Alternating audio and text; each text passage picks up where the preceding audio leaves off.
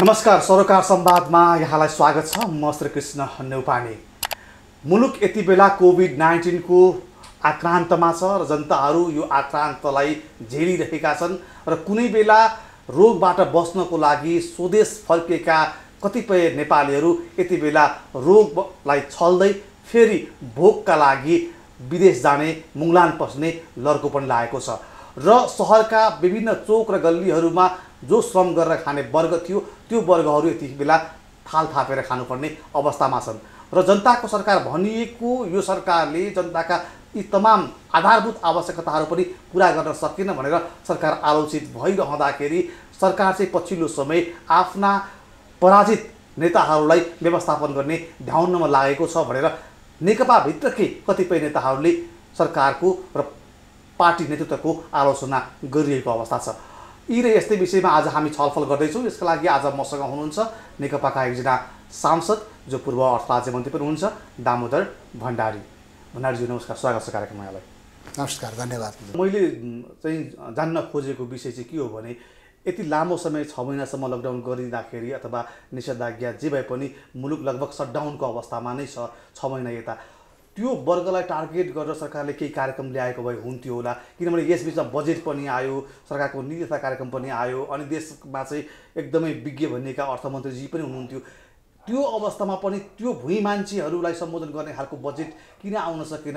अनि जसरी मानिसहरू सयौँ माइल चाहिँ पैदल यात्रा गरेर रोगबाट भाग्दै स्वदेश आएका थिए बाँच्नलाई, अनि त्यति बेलामा सरकारले के पनि भनेको थियो भने अब यी श्रमलाई हामी देशभित्रै चाहिँ इन्गेज गराउँछौँ, केही प्रोग्रामहरू ल्याउँछौँ, सानातिना लघु उद्योग कृषिमा उहाँहरूलाई चाहिँ व्यवस्थित गर्छौँ भनिरहँदाखेरि त्यही समूह अहिले रोगसँग बरु नडराइकन भोकसँग गलेर फेरि मुगलान पसेका दृश्यहरू अझ बढी सुदूरपश्चिममा यहाँको जुन क्षेत्र छ त्यहाँका गड्डा चौकी नाकाहरूमा चाहिँ अहिले पनि युवाहरूको लाइन लागेको छ। त्यो रोक्न किन सकेनौँ हामीले? अहिले मलाई के लाग्छ भने सबैभन्दा बढी यो बिचमा इन्डियाबाट छिमेकी मुलुक भारतबाट स्वदेश फर्किने नाकामा सुदूरपश्चिमका नाकाहरू पर्छन्, त्यहाँभन्दा त्यो नाकाबाट सबैभन्दा बढी मान्छेहरू नेपाल भित्रिएको स्थिति हामीले देख्यौँ। तथ्याङ्कले पनि त्यो बताउँछ। र अहिले जहाँसम्म तपाईँले भन्नुभयो कि खाना नपाएर भोकाएर फेरि चाहिँ मुगलान जाने खालको स्थिति, मलाई त्यस्तो लाग्दैन। त्यो अहिले चाहिँ के हो भन्दाखेरि जो इन्डियामा हिजो रोजगारी गरेर बसेकाहरू या त्यहाँको रासन कार्ड भएका मान्छेहरूलाई त्यहाँ जान सक्ने भनेर भनेको छ। उनीहरूको व्यवसाय पनि छ, रोजगारी पनि छ र त्यहाँको चाहिँ उनीहरूसँग आइडेन्टिटी छ। भनेपछि अहिले जाँदै गएको त्यो लड्को भनेको भोकले होइन, यहाँको रोजगारीलाई निरन्तरता दिनको लागि गएका हुन्। त्यसो हो भने अब जसले रोजगारी छोडेर आएका छन् ती चाहिँ यहीँ छन् हो, यहीँ छन्, नेपालभित्रै छन्। त्यहाँको अहिले खास गरिकन रासन कार्ड भएकाहरू, त्यहाँको आइडेन्टिटी भएकाहरू जो त्यहाँ व्यवस्थित रूपमा बसेका छन्, उनीहरू चाहिँ हिजो सङ्क्रमणका हिसाबले नेपाल भित्रिए। अहिले अब उनीहरूले आफ्नो व्यवसाय सञ्चालन गर्नका लागि त्यहाँ भएका मान्छेहरू, सर्टेन मान्छेहरू मात्रै गएका हुन्। त्यो धेरै ठुलो लड्को हो जस्तो मलाई लाग्दैन। त्यो त इन्डिया सरकारले पनि आफ्नो त्यहाँ भएको जुन आइडेन्टिटी छ, व्यवसाय छ, त्यो काम गर्नका लागि त जहिले पनि लाग्छ। भनेपछि उहाँको थाप थलो छोडेर आएका, रोजगारी गुमाएर आएका युवाहरू अहिले पनि हाम्रो गाउँघरमै छन्। ठिक छ, त्यसो भने अब ती युवाहरूलाई हाम्रा पाखाबारी जो बाँझा छन् ती पाखाबारीलाई हरियाली बनाउनको लागि अब उनीहरूलाई उत्पादनसँग जोड्नको लागि यो सरकारले के गर्नुपर्छ होला? किनकि यहाँ अर्थ राज्य मन्त्री पनि भइसकेको हिसाबले सरकारलाई दिने सुझाव र यहाँले पनि यो सन्देश सरकारलाई पुर्याउनलाई चाहिँ के सन्देश लिएर जानुहुन्छ? वास्तवमा यो जुन यहाँले प्रश्न राख्नुभयो यसले एउटा सङ्कट मात्र होइन, अवसर पनि सिर्जना गरेको छ। त्यसलाई अवसरको रूपमा हामीले बदल्नुपर्छ, राज्यले बदल्नुपर्छ। आज ती श्रमिकहरू ती हिजो इन्डियामा या अन्य विभिन्न मुलुकमा श्रम गरेर त्यहाँको विभिन्न सिपहरू सिकेर अनुभवहरू गरेर आएका नेपालीहरू, त्यो हाम्रो आवश्यक जनशक्ति हो। त्यो जनशक्तिलाई नेपालमै हामीले त्यसलाई नेपाली माटोमै रगत पसिना बगाएर हामीले आफ्नो भाग्य र भविष्य नेपाली माटोमै खोज्नुपर्छ भन्ने कुरालाई सरकारले यसलाई गम्भीरतापूर्वक लिनुपर्दछ। मलाई के लाग्छ भने यतिखेरको यो आर्थिक वर्षको बजेटको हामी कार्यान्वयनको एउटा चरणमा छौँ। यतिखेर दुरुस्त हामीले यो भनेर अहिले यो लकडाउनको यो निषेधाज्ञा जारी गरेको स्थिति सङ्क्रमणले अलि दोस्रो चरणको सङ्क्रमणले आकार अलि ठुलो लिएको अवस्थामा यसलाई सरकारले जसरी रन गर्नुपर्ने हो आज त्यो कार्यक्रम जसरी सम्बोधन गर्नुपर्ने हो यिनै कारणले सङ्क्रमणको अप्ठ्यारो भइराखेको छ सरकारलाई भन्न खोज्नु भयो। सङ्क्रमण बढेको कारणले आज त्यो पनि प्रभावित नयाँ प्रोग्रामलाई लैजानलाई अलिकति त्यो प्रभावित भइरहेको छ। किन भन्दा आज तपाईँ हामीले पनि देख्यौँ सरकारका विभिन्न कार्यालयहरू हेर्दाखेरि त्यहाँ चाहिँ पालो गरेर सेवा दिइरहेको स्थिति छ। आधा कर्मचारीले एउटा पालोमा आधा कर्मचारीले अर्को पालोमा गरेर सेवा दिएको स्थिति छ भने त्यो स्वाभाविक रूपमा चाहिँ राज्य चाहिँ प्रभावित विभिन्न किसिमले भइरहेको छ। यसलाई चाहिँ सरकारले यतिखेर कृषिलाई फोकस गरेर हाम्रो उद्योगलाई फोकस गरेर सरकारको नीति तथा कार्यक्रम सरकारको बजेटले जे कुराको सम्बोधन गरेको थियो त्यसलाई कार्यान्वयन गर्न सरकार अब गर्नु हुँदैन। यतिखेर यो जनजीवन जसरी प्रभावित भइरहेको छ यसलाई यसका उपायहरूको खोजी गरेर यसको व्यवस्थापन कसरी गर्न सकिन्छ, अहिलेको लकडाउनलाई यसले पारेको प्रभावलाई अझ विभिन्न तहबाट सुझाव सरकारले लिएको छ। हिजो पनि विभिन्न समुदायको उद्योगी व्यवसायीहरूको सुझाव प्रधानमन्त्रीको इनिसिएसन देखिराखेको छ। कहिलेकाहीँ चिकित्सकसँग उहाँको बैठक हुन्छ, कहिले उद्योग व्यवसायीसँग बैठक हुन्छ, तर परिणाम चाहिँ नागरिकले भोग्न पाउन् भन्ने मात्रै हो हाम्रो चाहना पनि। जस्तो अब त्यही बेला मैले रोकेँ, जस्तो कर्णाली प्रदेशका मुख्यमन्त्रीले जसरी प्रधानमन्त्रीको चाहिँ रोजगार कोष छ त्यसै गरी अहिले विभिन्न प्रदेशका मुख्यमन्त्रीहरूले पनि आफ्नो रोजगार कोष कोशीको गरेर गर्दै हुन्छ, त्यो राम्रो कुरा पनि होला। मैले के अध्ययन गरेँ भने त्यहाँका मुख्यमन्त्री कर्णाली प्रदेशका मुख्यमन्त्रीले 78 करोड रुपैयाँ 15 दिनमा बाँड्नु भएछ। त्यो 78 करोड रुपैयाँलाई कुनै एउटा उत्पादनसँग जोडिदिएको थियो भने अथवा कुनै रोजगारी सृजना गर्ने हिसाबले त्यसलाई चाहिँ वितरण गरिदिएको थियो भने उपलब्धिमूलक हुन्थ्यो होला। तर एउटा चाहिँ आफू निकटका कार्यकर्तालाई पैसा क्यास बाँडेर त्यस्तो किसिमको तरिकाले अगाडि बढ्ने हो भने अब पनि त्यही पुरानै शैली अपनाउने हो भने त जस्तो यहाँले भन्नुभयो जस्तो अनि बजेटले चाहिँ व्यवस्था गरे जस्तो अनि प्रधानमन्त्रीले बरोबर भने जस्तो त कसरी हुन्छ होला? काम गराइ अर्को छ अनि हामी भन्छौँ अर्को फेरि मुख्यमन्त्रीले या त त्यहाँको प्रदेश सरकारले त्यो गरेको हो भन्ने जस्तो मेरो जानकारीमा छैन। तर उहाँले हिजो यही जुन अहिले कोभिड-19 लाई व्यवस्थापन गर्नका लागि स्थानीय तह मार्फत उनीहरूलाई राहत दिनका लागि र विभिन्न स्वास्थ्य सम्बन्धी सामग्रीहरू इक्विपमेन्ट्सहरू का लागि त्यो खर्च गरेको हुनुपर्छ जस्तो मलाई लाग्छ। र त्यो स्थानीय तह मार्फत त्यहाँ हिजो क्वारेन्टाइनमा बसेकाहरू आइसोलेसनमा बसेकाहरू पिसिआरका लागि आवश्यक इक्विपमेन्ट्सहरू यस्तो कुरामा खर्च गरेको जस्तो लाग्छ। मलाई त्यसरी चाहिँ कुनै कार्यकर्तालाई वितरण गरेको राज्यको त्यो दिन पनि मिल्दैन, त्यो अनुमति पनि छैन सरकारलाई, त्यसरी दिएको हो जस्तो मलाई लाग्दैन। तर यही अहिले त्यो चाहिँ प्रभावित भएका स्थानीय तहमा जसरी हिजो क्वारेन्टाइन निर्माणका लागि आइसोलेसन निर्माण गर्नका लागि बेडहरू निर्माण गर्नका लागि र इक्विपमेन्ट्सहरू खास गरी पिसिआर मेसिनहरू विभिन्न ठाउँमा जडान भएको स्थिति छ। विभिन्न जिल्लामा त्यो स्थापना पनि भएको छ र त्योसँग आवश्यक सामग्रीहरू राहत सहुलियतका लागि पालिकालाई त्यहाँको सङ्ख्याको आधारमा वितरण गरेको हो। ठिक छ, त्यस्तै होस् पनि, यदि समाचारमा आएको कुरा असत्य बनोस्, ठिक छ। अब यही बिचमा जस्तो यहाँ अब नेकपाको एउटा कार्यकर्ता पनि नेकपाको नेता पनि भएको हिसाबले अब यहाँले नेकपाकै सरकारका लागि चाहिँ आलोचना गर्नु पनि त्यति अब यहाँको इथिक्सले पनि नदेला, त्यो म बुझ्छु। यद्यपि पनि बुझ्दा पनि मैले प्रश्न गर्नै पर्ने हुन्छ किनकि यो मेरा प्रश्नहरू होइन, यी आम जनताका प्रश्न म यहाँलाई राख्दैछु। यही बिचमा जसरी नागरिकहरू एक छाक भातका लागि थाल थापेर पानीमा रुच्दै चाहिँ सडकमा बसेर खाना खाँदै गरेको दृश्य सायद यहाँले पनि देख्नुभयो होला। त्यो अवस्थामा नागरिक गुज्रिरहँदाखेरि यहाँकै दलका एकजना वरिष्ठ नेताको नाममा चाहिँ स्थापना भएको प्रतिष्ठानले करोडौँ रुपैयाँ त्यो पनि सर्प पाल्नको लागि वितरण गर्ने समाचार आउँदाखेरि ती नागरिकको मनमा के लाग्छ होला? अब जुन यहाँले भन्नुभयो दृश्य, आज पानीमा भिजेर थाल समातेर खाना थाप्नुपर्ने खालको स्थिति, त्यो आम रूपमा त होइन, कतै कुनै क्षेत्र विशेषमा कुनै शहरी क्षेत्रका मजदुरहरू बढी नै प्रभावित छन्। मजदुर भन्दाखेरि पनि अब बेसहाराहरू सुकुम्बासीहरू त्यो तहमा रहेकाहरूलाई त्यो खालको समस्या पक्कै पनि त्यो होला। त्यसको समाधानका लागि अहिले सङ्घीय सरकार मात्रै होइन, हामीले स्थानीय सरकार को पनि परिकल्पना गरेका छौँ। आधारभूत सरकार जो जनताको अत्यन्त निकटमा रहेको सरकार छ। यहाँ काठमाडौँकै सन्दर्भमा अहिले यहाँ त नगरपालिकाहरू छन्, त्यसै गरी यहाँको प्रदेश सरकार छ। ती सरकारहरूले पनि त्यसको उचित खालको व्यवस्थापन त्यो तहमा होइन कि अब उनीहरूको चाहिँ तथ्याङ्कहरू सङ्कलन गरेर यो सङ्क्रमण या यो रोगको सङ्क्रमण बढ्दै जान सक्छ, कोभिड प्रभावित अझ लामो हुन सक्छ, ती सबै कुराहरूलाई, ती आकलनहरूलाई ध्यानमा राखेर यहाँका स्थानीय सरकारहरूले, सरोकारवालाहरूले त्यसलाई अलि सम्बोधन गर्नुपर्छ। त्यो तहबाट देखिने कुरा पक्कै पनि राम्रो होइन। त्यो हरेक कुरा सङ्घीय सरकारमा या प्रधानमन्त्रीमा मात्रै ठोकिने होइन, त्यो त सबै तहका सरकार जवाबदेही छन्।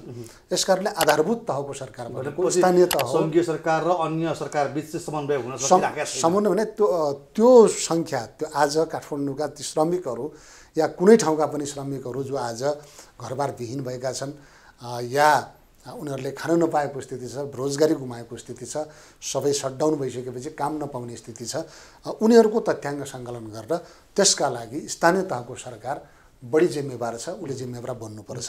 जहाँसम्म चाहिँ तपाईँले भन्नुभयो एकजना हाम्रो पूर्व प्रधानमन्त्री पार्टीको वरिष्ठ नेताको नाममा रहेको प्रतिष्ठान, त्यो मलाई के लाग्छ भने व्यक्तिको नाममा रहेको प्रतिष्ठान बन्नु हुँदैन भन्ने त होइन, त्यो विधिले कानुनले बन्छ।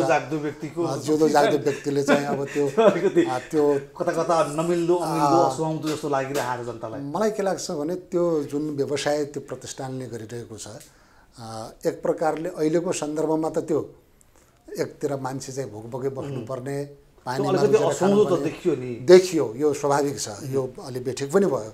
तर त्यो हिजो जसरी चाहिँ त्यो रन गर्यो त्यो कार्यक्रम, खास गरी सर्प व्यवसाय, त्यसबाट पनि मेडिसिनहरू होला, यहाँको बाध्यता होला, यद्यपि यो साइट अथवा समय मिलेन भन्न खोजेको मैले पनि। समय पनि मिलेन, त्यसको आज जसरी आयो त्यो पहिले आउनु पर्थ्यो। झलनाथ खनाल प्रतिष्ठानका नाममा गरिएका गतिविधि या जुनसुकै नेताको नाममा गरिएका प्रतिष्ठानहरूका गतिविधिहरू जनताले नजिकबाट जान्न पाउनुपर्छ, हेर्न पाउनुपर्छ, त्यसमा टिप्पणी गर्न पाउनुपर्छ, सुझाव दिन पाउनुपर्छ, औँला ठड्याउने प्रश्न पनि पाइन्छ र त्यसमा राम्रो छ भने राम्रो गरेको छ भन्ने कुरा पनि जनताले भन्न पाउनुपर्छ। तर यो यति बेला एकाएक प्रतिष्ठानमा रहेको जो सरकारको तर्फबाट ठुलो एमाउन्टमा जुन बजेट यसरी विनियोजित भयो भन्ने छ, त्यो सुन्दाखेरि मलाई पनि त्यति राम्रो लागेन यति बेला। तर त्यो त्यसका सबै गतिविधिहरू त्यो कुन प्रक्रियाबाट, पछिल्लो पटक हाम्रो वरिष्ठ नेताले भन्नुभएको छ यसमा उनको पारिवारिक रूपमा आफ्नो संलग्नता मेरो कुनै छैन, प्रतिष्ठानले एउटा विधि प्रक्रियाबाट ती कार्यक्रमहरू सञ्चालन गरेको हो भन्ने छ। तैपनि त्यसैमा पनि मेरो व्यक्तिगत भन्नुहुन्छ भने मेरो चित्त बुझाइ छैन। यो कुरालाई जुनसुकै नेताहरूका, हाम्रा हिजोका दिवंगत नेताहरू जसले राष्ट्र जनताका लागि योगदान गर्नुभएका नामबाट एउटा राम्रो खालको जनताले उनीहरूको नामबाट गरिएका कार्यक्रमहरू, सञ्चालित कार्यक्रमहरू को गतिविधि राम्रो होस् भन्न चाहेको हुन्छ। त्यो अपेक्षा जनताको हुन्छ। त्यसका सबै गतिविधिहरू, कार्यक्रमहरू, योजनाहरू, ती कार्यक्रमहरू जनताले समयमै थाहा पाउनुपर्ने हुन्छ। यो होस् भन्नका लागि पनि म चाहन्छु। ठिक छ। अब यो अहिले हामी विषम परिस्थितिमा छौँ, किनभने यो आकलन नगरिएको, अपेक्षा नगरिएको समय हामीले भोगिरहेका छौँ। यो कुनै एउटा कल्पनादेखि बाहिरको समयमा हामीले चाहिँ गुजार्दै गरेको अवस्थामा यति बेलामा विकास निर्माण भन्दा पनि यति बेलामा पहिलो चाहिँ जनताको जीवधनको रक्षा नै हो, उनीहरूको स्वास्थ्य नै हो। तसर्थ त्यसका लागि हाम्रो संसदको विकास कोष पनि छ होइन। हरेक अब यहाँ माननीयज्यू पनि हुनुहुन्छ, हरेक माननीयज्यूहरूको आफ्नो कोष छ। यो कोष अनि विभिन्न किसिमका यो रेलका ट्र्याक खोल्ने कुरा होलान्, विभिन्न सहरमा चाहिँ नेताहरूले भ्यू टावर बनाउने घोषणा गर्नुभयो होला, त्यहाँ बजेट विनियोजन हुँदै होलान्।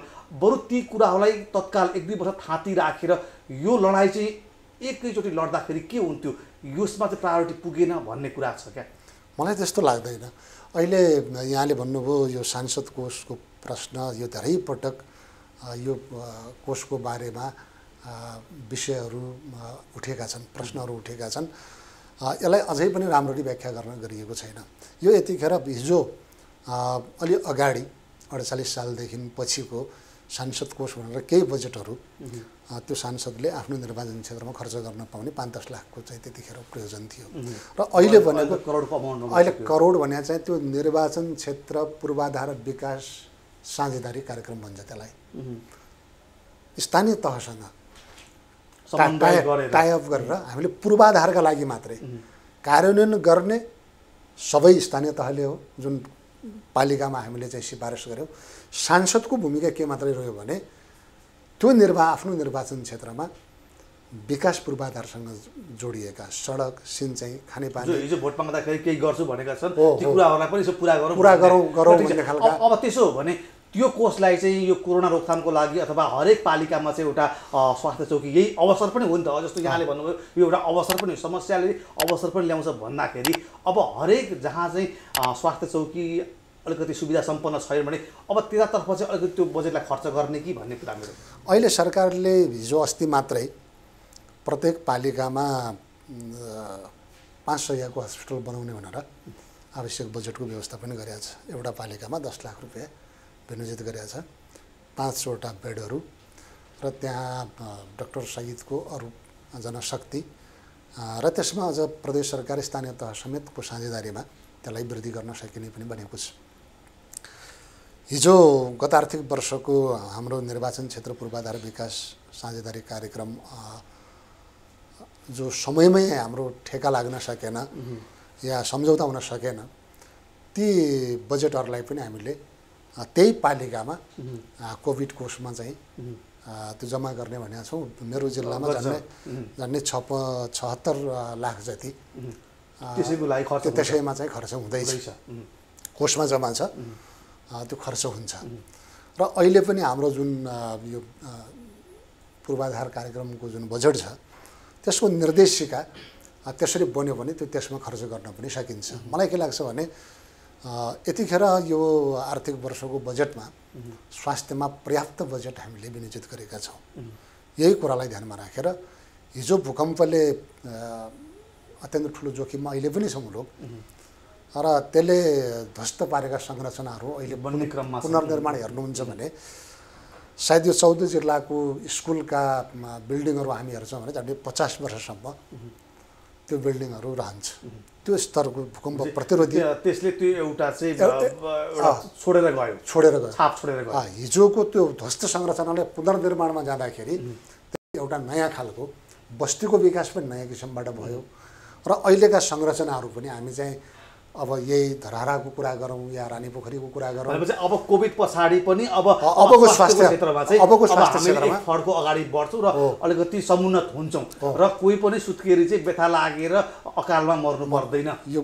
कुराको अब ग्यारेन्टी हुन्छ यतिखेर सबैभन्दा बढी बजेट यो आर्थिक वर्षमा स्वास्थ्यका लागि विनियोजित गरिएको छ र अहिले पहिलो चरणमा 5 शय्याको हस्पिटल भनिकन त्यसमा स्थानीय तहको सरकारले पनि साझेदारी गर्न सक्ने प्रदेशले पनि गर्न सक्ने भनेर पहिलो चरणमा 10 लाखको बजेट सबै पालिकामा एकैपटक निकासा भएको छ त्यहाँ काम पनि अगाडि बढेको छ र क्रमशः हिजो सरकारले घोषणा गरेको एउटा पालिकामा 15 शय्याको हस्पिटल त्यसलाई क्रमशः स्तरोन्नति गर्ने या वृद्धि गर्दै जाने जनशक्तिहरू थप्दै जाने त्यसमा मलाई लाग्छ कि 3 तहकै सरकारहरू यतिखेर यो कुरामा अत्यन्त गम्भीर संवेदनशील भएर नै अगाडि बढ्ने खालको स्थिति बनेको छ ठिक छ जनप्रतिनिधिको हिसाबले अब यहाँ लामो समयदेखि चाहिँ स्थानीय जनतासँग प्रत्यक्ष सरोकार राख्नुहुन्छ यहाँ प्रत्यक्ष भेट पनि हुन्छ जनताका दुःखहरू सुन्नुहुन्छ अथवा भन्ने हो भने भुइँ मान्छेसँगको सम्पर्क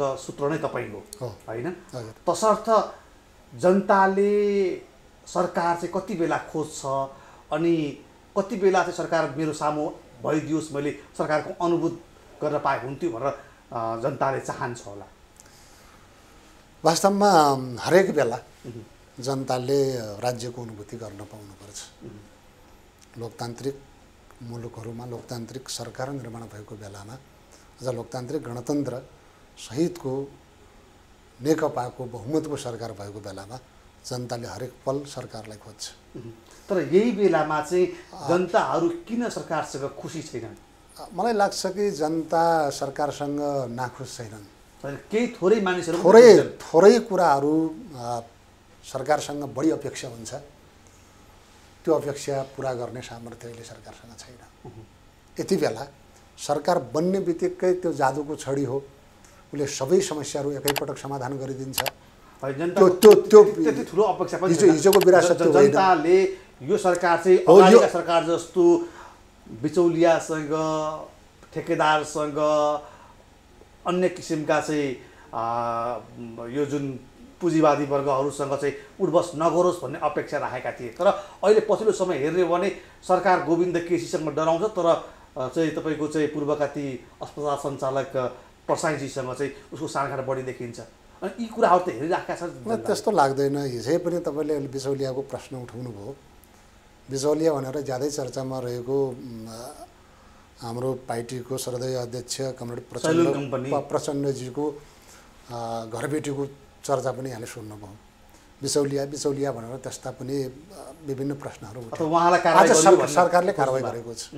बदमासी गर्ने हिजो कुनै उद्योगी व्यवसायीले उद्योग व्यवसाय सञ्चालन गर्छु, म लगानी गर्छु, म आफ्नो व्यवसाय सुरु गर्छु भन्दा व्यवसाय नगर त भन्नु मिलेन। व्यवसाय गर्न पाउनुपर्छ, उसले नेपाली पुँजीको वृद्धि गर्न पाउनुपर्छ, अरू बाह्य लगानीहरू भित्राउनुपर्छ, सरकारले उचित खालको वातावरण बनाइदिनुपर्छ। यसमा कुनै प्रश्न छैन। तर सरकार कुनै बिचौलियाबाट कुनै पुँजीवादीबाट चलेको तपाईँले अनुभूत गर्नुभएको छ? जस्तो यो हामीले रेलकै ठेका पनि हिजो फिर्ता भयो ठाउँमा छ हो। हिजो हामीले राज्यका संरचनाहरू तपाईँ हामीले देख्यौँ भने यहाँ जनताका प्रश्नहरू छन् कि सरकार पारदर्शी हो, सरकारले गरेका हरेक निर्णयहरू सबैले देख्न पाउन्, जान्न पाउन् भन्ने कुरा अधिकार पनि हो, सरकारले त्यो चाहेको पनि हो। तर हाम्रो अहिलेको संरचना विगतको जुन खालका हाम्रा परम्पराहरू, काम गर्ने शैलीहरू, काम गर्ने संरचनाहरू या अहिले राज्यका संयन्त्रहरू अहिले पनि त्यस्तै छन्। धेरै कानुनहरू परिवर्तन गर्नुपर्ने, धेरै अहिलेका समस्याहरू, राज्यका संरचनाहरू परिवर्तन गर्नुपर्ने तमाम प्रश्नहरू छन्। सरकार त्यो गतिमा पनि अगाडि बढेको छ। आज वास्तवमा सरकार अब हिजो कसैको आदेश र इसाराबाट सञ्चालित हुने नेपालको सरकार 6 महिना एउटा पार्टीको, 6 महिना अर्कोको, 9 महिना अर्कोको सरकार हुने, रिमोट कन्ट्रोल अर्कै ठाउँबाट चल्ने।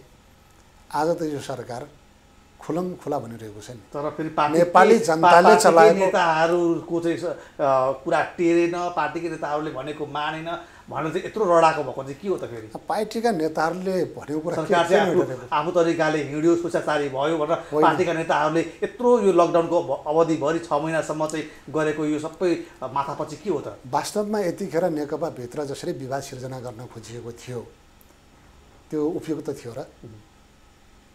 अनि सरकारले के गर्नुपर्ने?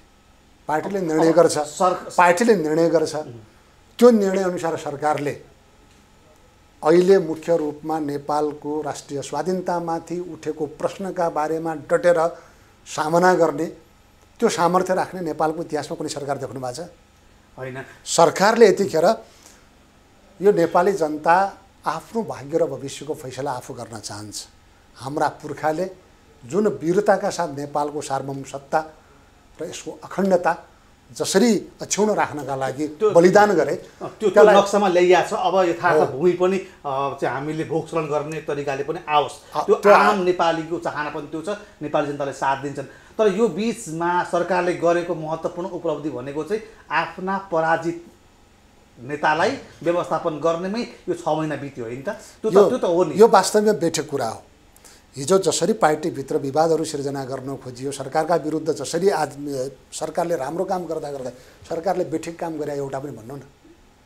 सरकारले गरे पार्टीभित्र उठेका प्रश्नहरू आज कुन तहमा आए?